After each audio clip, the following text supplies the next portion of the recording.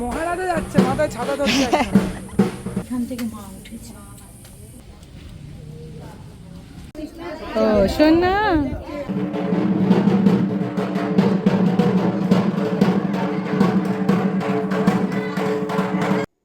High সবাই, কেমন আছো? Welcome again to my channel Pritha's daily diary. তো আজকে আমি তোমাদের সাথে শেয়ার করতে চলেছি তোজোর একটা পুজোর ব্লগ, যেটা হচ্ছে গিয়ে 3 মাস ওর কমপ্লিট হয়ে গেছে। সেই জন্য ওকে আমরা নিয়ে যাচ্ছি আমাদের দেশের বাড়ি, মানে আমার শ্বশুর বাড়ি ঘটকপুকুরে, যেটার কালী পুজোর ভিডিও আমি কিন্তু তোমাদের সাথে শেয়ার করেছি। তো ওখানে একটা নিয়ম হচ্ছে গিয়ে বাচ্চার 3 মাস হয়ে যাওয়ার পরে ওখানে একটা ঠাকুরের থান টাইপের বা বলতে পারো ঠাকুরের ধাম টাইপের আছে। তো সেখানে গেলে বাচ্চার ওজনের সম পরিমাণ মিষ্টি বা বাতাসা কিন্তু ওখানে দিতে হয়। তো এটা একটা নতুন এক্সপিরিয়েন্স হতে চলেছে আজকে, যেটা আমি তোমাদের সাথে শেয়ার। তাহলে আজকে আর দেরি না করে তাড়াতাড়ি শুয়ে পড়ি, কারণ কালকে সকালে উঠেই কিন্তু রেডি হয়ে যেতে হবে। এরকম আমি বলেছিলাম যে আজকে আমাদের ঘটকপুকুরে যাওয়া, তো অলরেডি দেখতে পেলে কতটা লেট হয়ে গেছে। সারা রাত তো ঘুম হয় না তোজোর দৌড়াতে, তো সেই জন্য লেট হয়ে গেছে। কিন্তু এবার ঝটপট রেডি হয়ে যেতে হবে। রেডি হয়ে যাওয়া মানেই কিন্তু একটু সাজগোজ করা। তাহলে অল্প একটু সেজে গুজে আমি রেডি হই, তারপরে আমাদের যাত্রা শুরু হবে। তাহলে তোমাদের সাথে আমার দেখা হবে, একদম রেডি হয়। তাহলে চলো, বাড়ি যাওয়ার জন্য আর কি রেডি হবো, তাই অল্প স্বল্প কিন্তু আমি রেডি হয়ে গেছি। এবার ঝটপট কিন্তু নিচে যেতে হবে।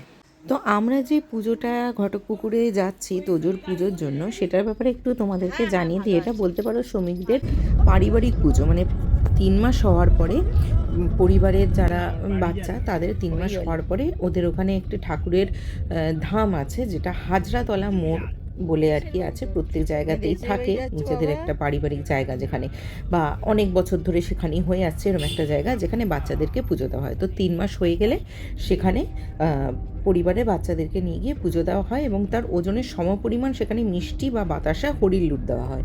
তো শ্রমিকের হয়েছে, শ্রমিকের খুড়তুতো ভাইয়ের বোনের সবার হয়েছে। তো এবার হচ্ছে গিয়ে ওর পালা। তো সেই উদ্দেশ্যেই আমরা কিন্তু বেরিয়ে গেছি।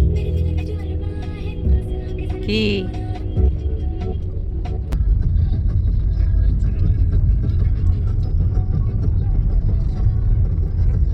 তো চলে এসেছি আমরা ঘটকপুকুরে। ওই 11:30 নাগাদ বেরিয়েছিলাম, আর এখন মোটামুটি 1:30 বাজে। তো চলে এসেছি ফার্স্ট টাইম ঘটকপুকুরে তোজোকে নিয়ে।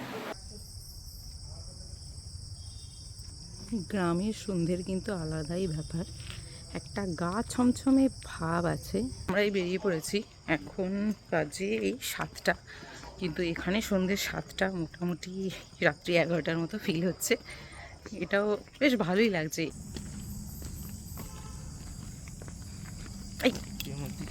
লাইট মারো, আমিও মারবো।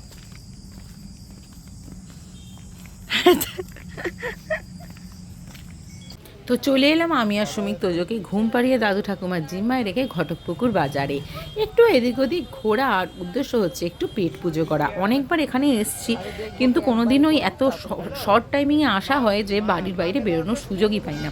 তাই এবার যখন একটু টাইম আছে, তাই চট করে আমরা ফ্রাইড চিকেন, মোমো আর ফুচকা খেয়ে নিয়েছিলাম। যদিও সেগুলোর বাকিগুলোর ভিডিও নেই। খেয়ে ঝটপট এবার কিন্তু বাড়ির উদ্দেশ্যে যাত্রা করলাম, কারণ তোজোবাবু আবার কখন জেগে উঠে হাঙ্গামা করে তার কোনো গ্যারেন্টি নেই। প্রত্যেক মাসের 11 তারিখে ওনার বার্থ ডেট পালন করা হয়, তাহলে এটা হচ্ছে গিয়ে 3rd মান্থ। ভোরবেলা ঘুম ভাঙতেই একবার ঘড়ির দিকে চোখ গেল, দেখলাম ভোর 5টা। তো মনে হলো একবার সকালবেলা যখন উঠেই পড়েছে একটু বাইরেটা দেখে নিই। সচরাচর সাধারণত গ্রামের দিকে তো আসাই হয় না আমাদের। তো দেখতেই পাচ্ছ ভোর 5টার সময় কি সুন্দর পরিবেশ, আর লোকজন কিন্তু জেগে গেছে। আর এটা যেটা জুম করে আমি তোমাদের দেখাচ্ছি, সেটা আমাদের 90s কিডসরা কিন্তু জানিয়ে এটা হচ্ছে গিয়ে দ্বারকা, যেটা মনে হয় না জেনজি আর কোনোদিনও দেখতে পাবে। এটা প্রায় বিলুপ্ত প্রায়, যেটা এখানে আসলে আমি মাঝে মাঝে কিন্তু দেখতে পাই। তাই মনে হলো তোমাদের সাথে একটু শেয়ার করে নিই। হ্যাঁ হ্যাঁ কি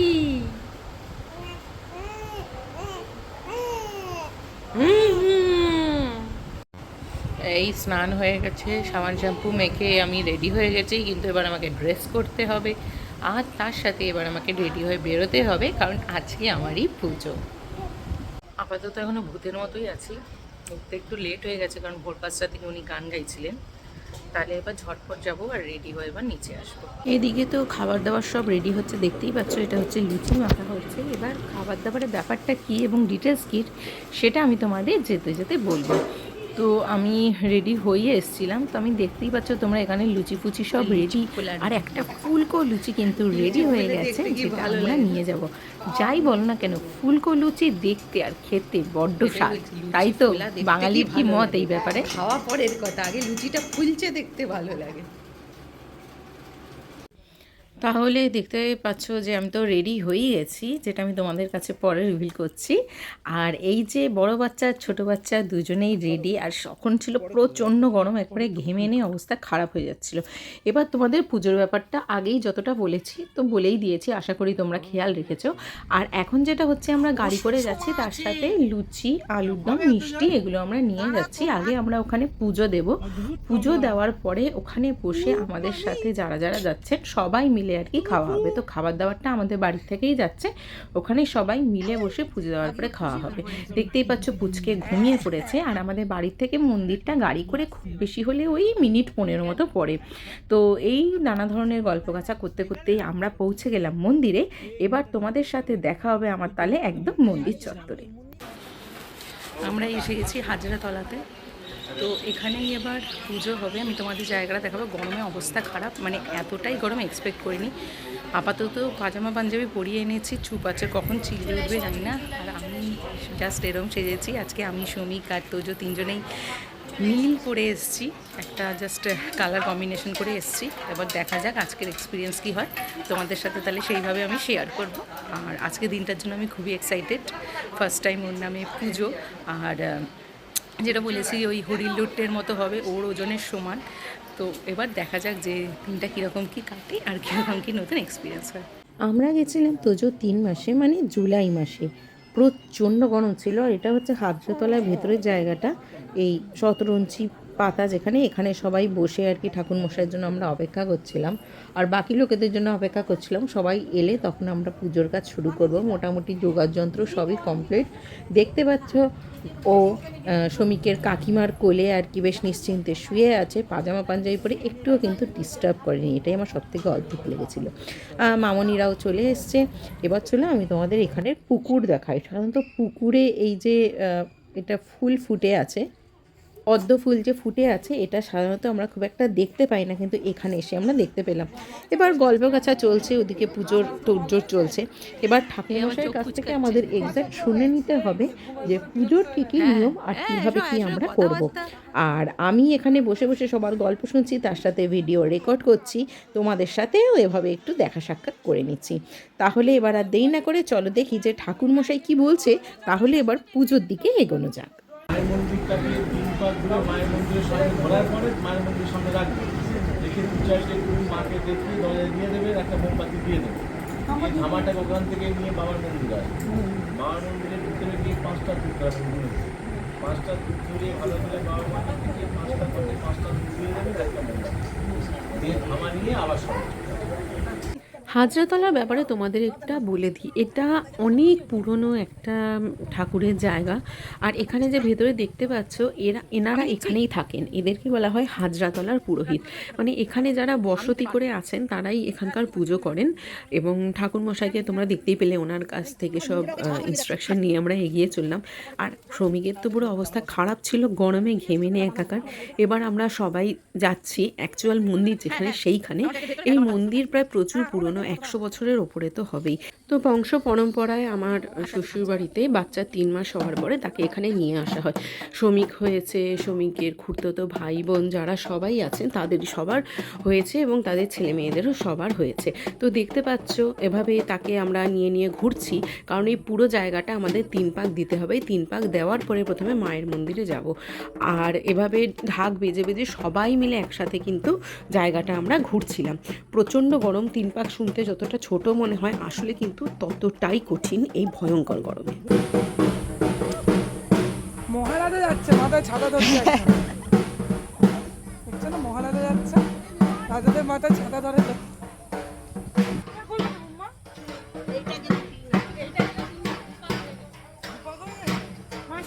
মান্তাই আর কাকিমার কল্যাণে আমাকে ওকে ওই ঘোরার সময় নিতে হয়নি, তো আমি ভিডিও করতে পেরেছিলাম। ও এই ঢাকের মধ্যেও কিন্তু একদম বিন্দাস ঘুমাচ্ছিল। কীভাবে ঘুমিয়েছিল এই গরমে জানি না, ভগবানের দয়ায় আমাদের কোনো রকম কোনো অসুবিধা হয়নি। তো 3 পাক হওয়ার পরে আমরা প্রথমে মায়ের মন্দিরে যাব, তারপরে আমরা যাব বাবার মন্দিরে, মানে শিব ঠাকুরের মন্দিরে। আর এটা হচ্ছে গিয়ে প্রথম মা কালীর মন্দির। তো এখানে কিন্তু সবাই মানত করতে আসেন, আর সেই ব্যাপারে আমি তোমাদের সাথে এবার ডিটেলসে বলবো যে এই মা কালীর মন্দির বা হাজরাতলার মন্দিরের কি মাহাত্ম্য, বা লোকজন কেন এখানে মেনলি সন্তানের জন্য পুজো দিতে আসে। এবার আসি হাজরাতলার মাহাত্ম্যের ব্যাপারে। বিশ্বাস বলতে পারো, যাই বলো না কেন, এখানে সবাই মনে করেন যে এখানে যাদের সন্তান হচ্ছে না বা সন্তান কারোর অসুস্থ হলে বা এরকম কিছু ব্যাপার হলে এখানে এসে কেউ যদি মানত করেন তাহলে তার সন্তান সংক্রান্ত যারা সমস্যা আছে সব কিছু কিন্তু মিটে যায়। এছাড়া অনেক ব্যাপারে এখানে এসে লোকে মানত করেন। তো এই যে দরজাটা দেখতে পাচ্ছ, এখানে অনেকগুলো তোমরা মা কালীর মূর্তি দেখতে পাবে। এগুলো এক এক করে কিন্তু ভর্তি থাকে, এখানে কোনোদিনও কোনো বিসর্জন হয় না। আর ভেতরে একটা গাছের মতো জায়গা দেখতে পারবে, এখানেই কিন্তু মা কালীর প্রথম আবির্ভাব হয়েছিল। তো এগুলো সব এক একজনের মানতের ঠাকুর, সেই জন্য এই জায়গাটা পুরো মা কালীর মূর্তিতে কিন্তু ভরা। দেখতে পাচ্ছ এক একজনের মানতের কিন্তু এক একটা করে লাল সুতো এখানে বাঁধা আছে। আর এটা হচ্ছে গিয়ে দেখতেই পাচ্ছ হাড়ি কাঠের মতো একটা জায়গা করা আছে, যেখানে হচ্ছে গিয়ে কিন্তু এই বাতাসা লুটটা দেওয়া হচ্ছে। ওরমভাবে তো সত্যি কথা বলতে বাতাসা নষ্ট করার কোনো দরকার নেই, ওটা পরবর্তীতে কাউকে দিয়ে দেওয়া হয়। তো এভাবেই কিন্তু আমরা জায়গাটাতে এসে যা যা মানত ছিল বা ঠাকুরের বাচ্চার নামে পুজো ছিল সেভাবে মেনটেন করেছি। এবার তোমাদের ভেতরের জায়গাটা আমি দেখাচ্ছি। যেরকম বললাম, মাঝখানে যে বেদিটা দেখতে পাচ্ছ, ওখানে একটা গাছের গুড়ি দেখতে পাচ্ছ, ওটাই কিন্তু আসল ঠাকুরের জায়গা, যেখানে আমি বললাম মায়ের প্রথম আবির্ভাব হয়েছিল। আর বাকি সবার কিন্তু এগুলো হচ্ছে গিয়ে মানতের ঠাকুর। এখানে এসে কিন্তু বেশ ভালো লাগলো। ওই যে বিশ্বাসে মিলাই বস্তু তর্কে বহুদূর। মায়ের মন্দিরে পুজো দেওয়ার পরে এবার পালা বাবার মন্দিরে যাওয়ার। আগে এখানে যে ব্যাপারটা ছিল, আগে এখানে শুধু মহিলারাই আসতেন, কিন্তু কালীর নিয়মে সব নিয়মই পাল্টে গেছে। তো এবার ছেলেরাও এসছে, এরকম শ্রমিক এসছে এবং প্রত্যেকবারই অন্যান্যরাও আসেন, কিন্তু ছেলেরা মন্দিরে প্রবেশ করে না। তো এবার আমি তোমাদেরকে মন্দিরের ভেতরটা দেখাচ্ছি, আর দেখাবো এবার আসল ব্যাপারটা যে তোজোর নামে পুজোটা ঠিক কীরকম হচ্ছে। আর এখানে শিব ঠাকুর কিন্তু একটু অন্য রূপেই আছে।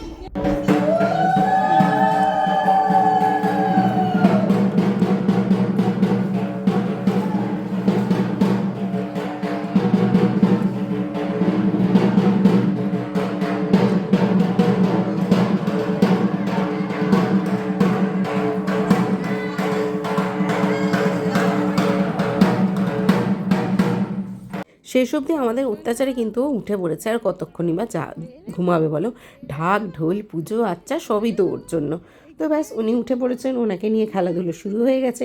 পুজো শেষ, এবার কিন্তু একটু পেট পুজোরও দরকার। তো খাবার দাবার দেখিয়েছিলাম যে আমরা সবই বাড়ির থেকে করে এনেছিলাম। এবার প্লেটে পড়লেই কিন্তু সোজা এবার পেটের শান্তি হবে। সবই বাড়ির থেকে করে আনা, আলুর দম, লুচি, মিষ্টি, আরও কিছু মিষ্টি ফিষ্টি ছিল, সেগুলো আর আমি ভিডিও করার সুযোগ পাইনি, কারণ প্রচণ্ড খিদে পেয়ে গেছিলো। ঝটপট কিন্তু আমি খেয়ে ফেলেছিলাম। আর দেখতে পাচ্ছ এখানে সবার খাওয়া দাওয়া কমপ্লিট। এবার আবার সব কিছু গুছিয়ে গাছিয়ে এবার কিন্তু বাড়ি যাওয়ার পালা।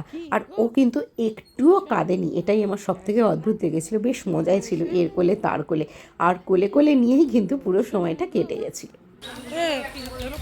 এই বিরোধী লাথি মারছে, ও লাথি মারে, তুমি দাঁড়িয়ে আছো এতক্ষণ হাঁটছিলে সেই জন্য ও লাথিটা মারে। তো ব্যাপারটা এটাই যে যতক্ষণ কেউ ওকে নিয়ে ঘুরছে ও খুব খুশি, কিন্তু সেই যদি দাঁড়িয়ে পড়ে মুখে তো কিছু বলতে পারে না, টুইটাই তাকে 2-4টে লাথি মেরে বোঝায় যে তোমাকে আবার ঘুরতে হবে। তো আজকের পর্ব এখানেই আপাতত সমাপ্ত। এবার সব কিছু গুছিয়ে বাড়ি যাচ্ছি। এই পরিবেশটা কিন্তু আমার দারুণ লেগেছিল। হালকা পাখির ডাক, দুপুরের রোদ, যদিও রোদটা একটু বেশি ছিল, কিন্তু সব কিছু মিলিয়ে আজকের দিনটা কিন্তু খুব ভালো কাটলো। পুজো তো হলো, এবার কিছু ফটো না তুললে হয় নাকি? তো তাহলে ঝটফট কিছু ফটো তুলে নিলাম, আর তোমাদের সাথে সেগুলো কিন্তু আবার ঝটফট শেয়ারও করে দিলাম। এই তো কত গান করছিস, গান কর।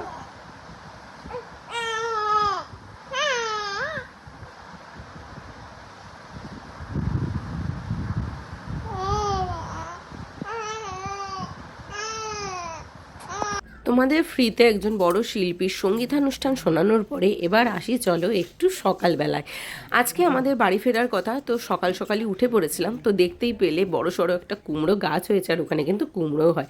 এবার চলে এলাম একটা ছোট্ট ছাদে আমাদের, এখান থেকে তোমাদের জাস্ট একটু ওপরটা দেখাবো। দেখতে পাচ্ছ বড় সড়ো একটা অ্যালোভেরা গাছ, আর তার সাথে এই পুচকি লঙ্কা গাছে কিন্তু একটা লঙ্কা হয়েছে, আর এগুলো কিন্তু খুব ঝাল হয়।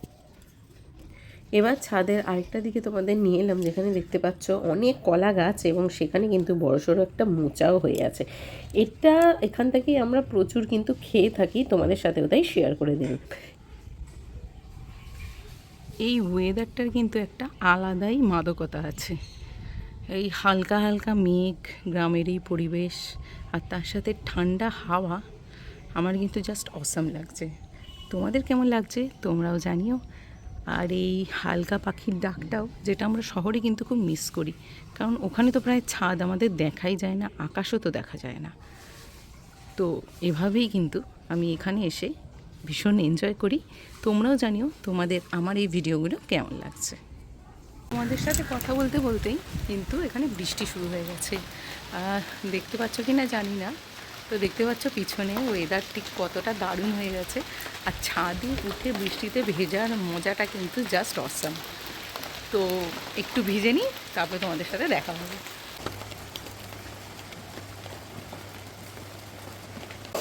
আজ বাড়ি যাওয়ার কথা, সকাল থেকে বৃষ্টি কিন্তু হয়েই চলেছে। দেখতে পাচ্ছি যথেষ্ট জোরে বৃষ্টি হচ্ছে, তার মধ্যেই আমরা সব কিছু গুছিয়ে গেছি, রেডি করে নিচ্ছি, কারণ বৃষ্টি থামলেই কিন্তু বেরোতে হবে, কারণ যেতে যেতেই মোটামুটি ঘন্টা 2 কিন্তু লেগেই যাবে। আর সেইটুকু সময়ের মধ্যে বৃষ্টিটাও কিন্তু এনজয় করে নিচ্ছি। গাছ থেকে তোলা নিম পাতাও কিন্তু আমাদের সাথে চললো, গুছানো গাছানো রেডি। এবার কিন্তু বাড়ি ফেরার পালা। যাওয়ার আগে কাকিমার হাতের কুলের আচার, আমের আচার আর চালতার আচার দিয়ে পেট পুজোটা সেরে নিতে কিন্তু ভুলিনি। এবার তোমাদের সাথে নেক্সট দেখা হবে বাড়ি ফিরে।